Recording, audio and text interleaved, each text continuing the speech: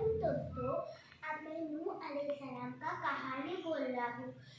अल्लाह ताला ने आदम अलैहिस्सलाम के 1000 साल के बाद नूह अलैहिस्सलाम को भेजा। जब तक आबादी बहुत बढ़ चुकी थी, शैतान इंसानों को छाड़ में फंसा दिया था। लोगों ने अब बुत परस्ती करना शुरू कर दी थी। रहनुमाई के वास्ते अल्लाह ताला ने नूह अलैहिस्सलाम को भेजा। भेजने के बाद नूह अलैहिस्सलाम ने बोला, तुम्हारे नहीं पता, बुत परस्ती करना छोड़ो और अल्लाह इस्लाम में कबूल हो जाओ। क्यों बोले तो अल्लाह ताला ने ये पूरी कायनात करी है, बोल तो कोई भी उनके बातों पे यकीन नहीं करे।